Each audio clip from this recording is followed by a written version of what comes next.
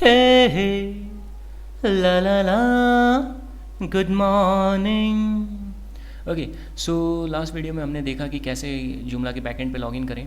सो अब देखते हैं हम इस बार कुछ जैसे आपका कंट्रोल पैनल है और आपके ग्लोबल कॉन्फ़िगरेशन को हम देखते हैं.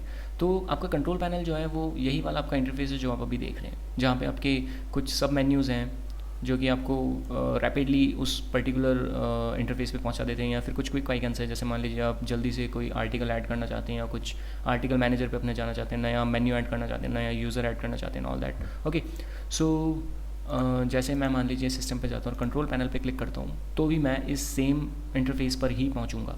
ओके, सो अगर तो देखते हैं अब ग्लोबल कॉन्फ़िगरेशन.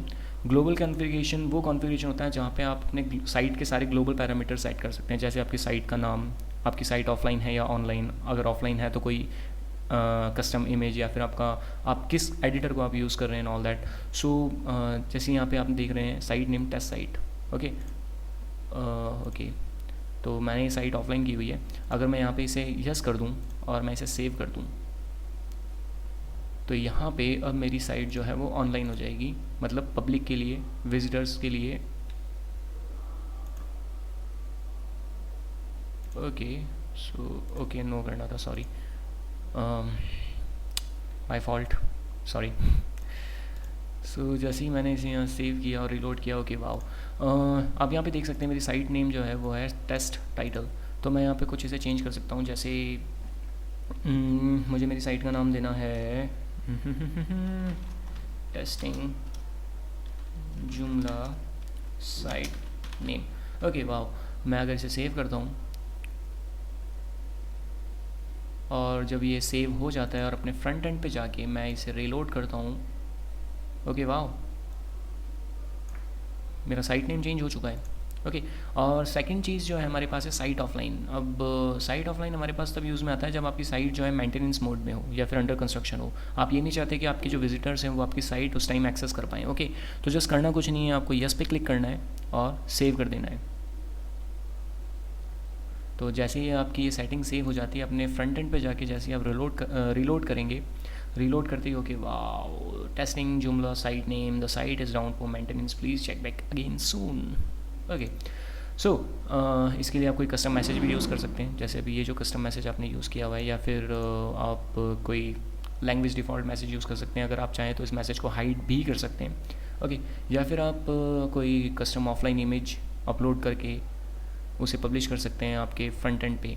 जैसा कि आपने कई वेबसाइट पे देखा होगा कि एक इमेज होती है जिस पर लिखा होता है कि website is under construction and all that, कुछ भी. और डिफ़ॉल्ट एडिटर जैसे कि अभी मैं टाइनी एम यूज़ किया हुआ है. अब टाइनी एम भी जुमला में बाई डिफ़ॉल्ट दो कैटेगरी के साथ आता है. एक आता है स्टैंडर्ड कैटेगरी और एक आता है एक्सटेंडेड कैटेगरी. सो इस बारे में हम जब बाद में देखेंगे, जब हम आर्टिकल फॉर्मेटिंग पढ़ेंगे.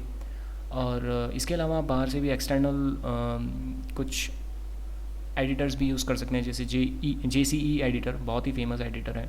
और डिफ़ॉल्ट कैप्चा. ओके, कैप्चा अभी यहाँ पे सेलेक्टेड नहीं है. कैप्चा जैसे मान लीजिए आपने कोई कॉन्टैक्ट फॉर्म बनाया और आप चाहते हैं कि आपको वो कोई मैसेज भेजने से पहले कुछ कैप्चा फेस करे, तो आप इजीली यहाँ से उसे इनेबल कर सकते हैं.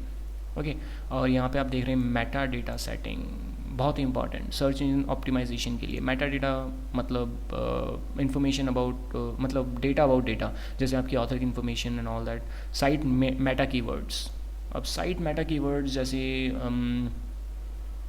जैसे आप सोशल नेटवर्किंग वेबसाइट में हैं तो आप कुछ कीवर्ड्स जो होते हैं वो यहाँ पे रजिस्टर कर देते हैं. या फिर मैं कह सकता हूँ आप अपने कह सकता हूँ कि एसईओ पर्पज़ के लिए बहुत इंपॉर्टेंट होता है. जैसे कि आप कोई नेटवर्किंग वेबसाइट सर्च करते हैं और आपको उसका नाम नहीं मालूम, तो आप कैसे करेंगे? सोशल नेटवर्किंग वेबसाइट या फिर बेस्ट सोशल नेटवर्किंग वेबसाइट.